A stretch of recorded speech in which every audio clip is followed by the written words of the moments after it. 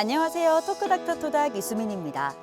여러분들은 결핵이라고 하면 어떤 이미지가 가장 먼저 떠오르시나요? 오래된 영화 속의 한 장면 같기도 하고 이제는 사라진 병이라고 생각하시는 분들도 많으실 텐데요. 하지만 놀랍게도 우리나라는 OECD 국가 중 두 번째로 결핵 발생률이 높다고 합니다. 여전히 우리 곁에 머물러 있어 방심할 수 없는 이 질환. 오늘 토크닥터 토닥에서는 호흡기 내과 전문의 이호경 선생님과 함께 결핵에 대해 자세히 알아봅니다.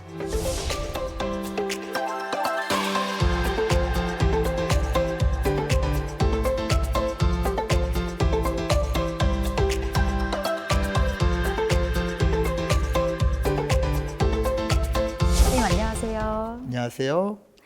네, 오늘의 주제 바로 결핵인데요. 사실 저는 결핵을 옛날에 많이 발병했던 질병으로 알고 있는데 요즘도 그렇게 흔한가요? 예전에는 결핵이라고 하면 영화 속 이야기나 아주 오래된 질병으로만 여기는 경우가 많았거든요. 근데 실제로 우리나라에서 결핵은 여전히 흔하고 중요한 감염병입니다. 최근 2024년 공공데이터 기준 한국의 결핵 환자가 인구 10만 명당 약 39명 수준인데 이 수치는 OECD 회원국 중에 발병률 2위, 사망률 4위를 차지하고 있습니다. 선진국 중에서도 결핵 환자가 많다는 얘기고 이 수치는 절대 간과할 수 없는 수치입니다. 생각보다 되게 흔하게 발병하는 질환이네요. 예. 제가 결핵은 잘 모르는데 정확히 어떤 질환인가요? 결핵은 결핵균에 감염되어 발생하는 만성 감염성 질환입니다. 주로 폐를 침범하기 때문에 폐결핵이라는 표현이 많지만 사실은 뇌, 척추, 신장, 림프절 등 전신 어디 부에도 발생할 수 있는 질환이에요. 보통 결핵 환자와 같이 장시간 밀폐된 공간에서 함께 생활하거나 접촉할 경우 감염 위험이 높아집니다. 그럼 이번 시간에는 많은 분들이 결핵에 관해 궁금해하는 점들을 함께 살펴보겠습니다. 궁금증 모아 베스트 3 시작합니다.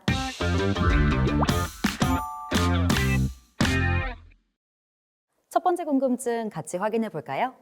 결핵의 대표적인 증상은 무엇인가요? 보통 결핵이라고 하면 기침이 가장 먼저 생각나는데요. 혹시 이 밖에 다른 증상들도 있을까요?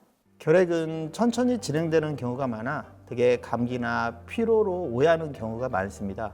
주 증상으로는 2주 이상 지속되는 기침으로 가래가 나타나고 미열과 식은땀이 나타나면서 더 증상이 심해지면 피가 섞인 가래가 나오면서 체중 감소와 식욕 부진, 피로감을 동반하게 됩니다. 사실 초기 증상들로는 감기와 헷갈릴 수도 있겠네요. 예. 그럼 이어서 두 번째 질문 확인해 보겠습니다. 결핵은 무조건 전염되나요? 결핵에 걸리면 무조건 다 전염되는 건지 아니면 그 여부가 따로 나뉘는지도 궁금합니다. 많은 분들이 결핵에 걸리면 무조건 전염된다고 생각하시는데요. 실제로는 그렇지 않습니다. 결핵은 활동성 결핵인지 여부에 따라 전염성이 달라집니다. 특히 폐에서 발생한 활동성 결핵 환자가 기침할 때 공기 중으로 배출된 결핵균이 다른 사람이 숨을 쉴 때 폐로 들어가는 경우에만 전염 가능성이 있습니다. 반면에 잠복 결핵처럼 균이 몸 안에 있지만 활동하지 않는 경우에는 전염되지 않습니다. 또한 폐 이외에 뇌, 척추, 림프절 등 기관지와 관계없는 부위에 생긴 결핵은 대부분 전염성이 없으니 안심하셔도 됩니다. 무조건 결핵이라고 해서 다 전염성이 있는 건 아니겠네요. 예, 맞습니다. 네, 그럼 이어서 세 번째 질문 살펴보겠습니다.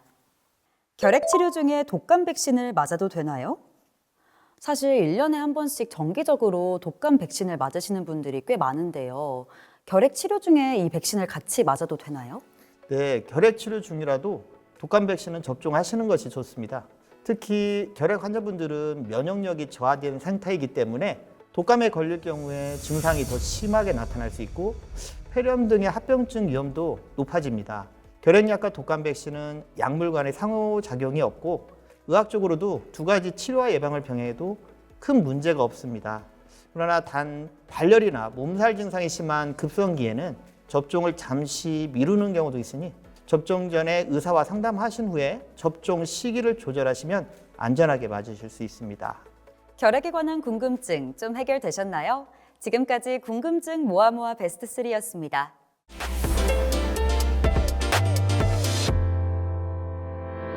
선생님, 그럼 이번에는 결핵 치료에 대해서 좀 여쭤볼게요. 결핵 치료가 생각보다 오래 걸린다고 하는데요. 치료 진행 방법은 어떻게 되고 또 얼마나 오래 걸리나요? 결핵 치료는 단기간에 끝나는 치료가 아니라 일정 기간 꾸준히 진행해야 완치가 가능한 질환입니다. 일반적으로 기본 6개월 이상 항결핵제를 복용해야 하고 상태에 따라서 9개월, 1년 이상 치료가 필요한 경우도 있습니다. 초기 2개월은 집중 치료기로 균을 빠르게 줄이는 단계고 이후 4개월은 유지 치료기로 남은 균을 완전히 없애는 과정입니다. 이때 중간에 약을 빼먹거나 조기 중단하면 내성결핵으로 악화될 수 있어 반드시 끝까지 복용하셔야 하고 증상이 좋아졌다고 해도 전문의 상담 없이 의무적으로 중단하시면 절대 안 됩니다. 그렇다면 치료를 꼬박꼬박 다니고 약도 잘 복용하면 완치가 가능한 병인 거네요? 네, 맞습니다. 결핵은 완치가 충분히 가능한 병입니다. 요즘은 치료약이 잘 개발되어 있고 초기부터 꾸준히 약을 복용하면 90% 이상의 완치율을 보입니다. 무엇보다 중요한 건 의사의 지시에 따라서 약을 중간에 끊지 말고 끝까지 복용하는 것이 완치하는 가장 좋은 방법입니다. 그럼 이번에는 환자분들의 실제 사연 속에서 솔루션을 찾아보는 시간입니다. 선생님께서는 사연을 잘 듣고 그에 맞는 진단과 처방을 내려주시면 됩니다. 토닥토닥 솔루션 시작합니다. 첫 번째 사연은 32세 여성분의 사연인데요. 안녕하세요. 저는 임신 20주 차에 들어선 예비 엄마입니다. 얼마 전부터 기침이 계속돼 병원을 찾았는데 뜻밖에도 결핵이라는 진단을 받았어요. 치료를 위해서는 약을 꼭 복용해야 한다고 들었지만 조금이라도 아기에게 영향을 줄까 봐 처방받은 약을 손도 못 대고 있습니다. 약을 먹어도 괜찮을까요? 라는 사연인데요. 이 사연자 같은 경우 태아에게 악영향을 끼칠까 봐 망설이시고 있는 것 같아요. 이런 경우에는 어떻게 해야 하나요? 임신 중 결핵 치료에 대해 걱정이 많으실 것 같은데요. 결핵 치료에 쓰이는 약은 산모와 태아 모두의 건강을 위해 꼭 필요한 약입니다. 다행히 결핵 치료에 쓰는 1차 약제들은 태반을 통과하지만 태아의 기형을 유발하지 않는 임신 중에도 비교적 안전한 약입니다. 치료를 미루거나 중단하면 결핵이 악화되어 산모뿐 아니라 아기에게도 더 큰 위험이 될 수 있기 때문에 처방받은 약은 반드시 복용하시는 것이 좋습니다. 만약에라는 생각 때문에 걱정이시라면 약 종류와 용량을 조절할 수 있으니 혼자 판단하지 마시고 꼭 의료진과 상의하셔 처방받으시길 바랍니다. 임산부는 아무 약이나 먹으면 안 되는 걸로 알고 있었는데 다행히 결핵약은 복용이 가능한 거네요. 예, 맞습니다. 그럼 이어서 두 번째 사연입니다. 35세 남성분의 사연인데요. 안녕하세요. 얼마 전 건강검진을 받았는데 결핵균이 검출됐다는 연락을 받았어요. 기침이나 열 같은 증상도 없고 특별히 아픈 곳도 없는데 이런 경우에도 꼭 치료를 받아야 하나요? 라는 사연인데요. 이렇게 증상이 없는데 결핵균이 검출되는 경우도 있나요? 증상이 없는데 결핵균이 검출됐다는 말씀은 아마 잠복결핵 상태일 가능성이 높습니다. 잠복결핵은 몸 안에 결핵균이 있지만 균이 활동하지 않고 증상이 전혀 없는 상태를 말합니다. 이런 경우에는 전염성도 없고 타인에게 옮길 위험도 없습니다. 하지만 잠복결핵 상태에서 면역력이 떨어지면 결핵균이 활성화돼 활동성 결핵으로 발전할 수 있기 때문에 치료를 권장하는 경우가 많습니다. 증상이 없다고 해서 그냥 두지 마시고 꼭 전문의와 상담 후 잠복결핵 치료 여부와 방법을 결정하는 게 가장 안전합니다. 사실 잠복결핵 같은 경우에는 증상이 딱 뚜렷하게 나타나지 않기 때문에 쉽게 알아차리기 어려울 것 같은데요. 만약에 치료 시기가 늦어진다면 몸에 위험하지는 않나요? 만약 치료하지 않고 그냥 두게 된다면 면역력이 약화되는 시기에 결핵균이 활성화되어 활동성 결핵으로 진행할 위험이 있습니다. 활동성 결핵은 전염성이 있고 또 폐 손상이나 심각한 합병증을 유발할 수 있어서 치료가 훨씬 더 복잡하고 오래 걸립니다. 하지만 잠복결핵 감염자들 약 10% 정도만 결핵으로 발병하는 것으로 보고되어 있기 때문에 치료를 받지 않는 것이 무조건 위험하다고 단정 지을 수는 없습니다. 잠복결핵 감염의 치료는 앞으로 활동성 결핵으로 발병할 가능성, 실제 결핵으로 발병할 때의 위험성, 잠복결핵 감염 치료의 효과 등을 고려해 권고합니다. 최근 전염성 결핵 환자와 접촉한 경우, 또 2년 내 감염이 확인된 경우, 면역 저하자 등의 경우에는 활동성 결핵으로 발병할 가능성이 높으므로 적극 권장하지만 그 외의 경우에는 흉부 엑스레이 추적 관찰을 하여 활동성 결핵 발생 예방 및 빠른 진단을 위해 관리할 수 있습니다. 많은 도움 되셨나요? 지금까지 토닥토닥 솔루션이었습니다. 그럼 이번에는 퀴즈를 풀면서 결핵에 대해 조금 더 재미있게 알아보는 시간입니다. 건강상식 능력고사 시작합니다.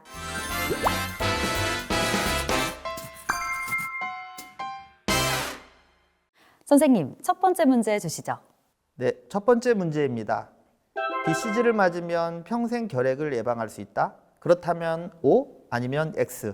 정답은 무엇일까요? BCG는 어렸을 때 맞는 결핵 예방 주사잖아요. 근데 아무리 맞아도 평생 효과를 기대할 수는 없을 것 같아요. 그래서 저는 X 하겠습니다. 네, 정답은 X입니다. 많은 분들이 평생 예방할 수 있다고 생각하시지만 결핵 예방 접종은 결핵을 평생 예방해 주지는 않습니다. BCG는 주로 소아에서 중증 결핵을 예방하는 데 효과적이고 성인이 된 이후 발생할 수 있는 폐결핵에는 효과가 제한적입니다. 또한 시간이 지남에 따라 예방 효과도 점점 감소하므로 BCG를 맞았다고 해서 결핵에 절대 걸리지 않는 것은 아닙니다. 결국 BCG는 중요한 예방 수단이긴 하지만 결핵 예방을 위해서는 정기검진과 조기 발견, 잠복결핵 치료 등도 함께 중요하다는 점 기억하시면 좋겠습니다. 그럼 계속해서 다음 문제 주시죠. 다음 문제입니다. 결핵은 겨울철에 더 많이 발생한다? 맞으면 O 아니면 X를 선택해 주세요. 겨울철에는 기온이 낮다 보니까 면역력이 떨어지잖아요. 그래서 결핵도 조금 더 잘 발생할 것 같아요. 그래서 저는 O 하겠습니다. 정답은 O 맞습니다. 실제로 결핵은 겨울철과 초봄에 더 많이 진단되고 있습니다. 하지만 이건 결핵균이 계절을 타서 활동한다기보다는 겨울철의 생활 환경과 면역력 저하가 가장 많은 영향을 주고 있습니다. 추운 날씨에는 창문을 닫고 실내 생활이 많아지면서 환기가 잘 안 되고 사람 간 접촉이 밀접해져 결핵균이 전파되기 쉬운 환경이 만들어지며 겨울에는 햇볕 노출이 줄어 비타민 D가 부족해지고 면역력이 떨어지면서 잠복결핵이 활동성으로 전환될 가능성이 높아집니다. 따라서 겨울철에는 2주 이상 기침이 계속되거나 몸이 쉽게 피곤해진다면 결핵 검사를 고려해 보는 것이 좋습니다. 겨울철에는 우리 몸에 대한 반응을 조금 더 주의 깊게 들여볼 필요가 있겠네요. 네, 맞습니다. 시청자분들은 정답 많이 맞추셨나요? 지금까지 건강상식 능력고사였습니다.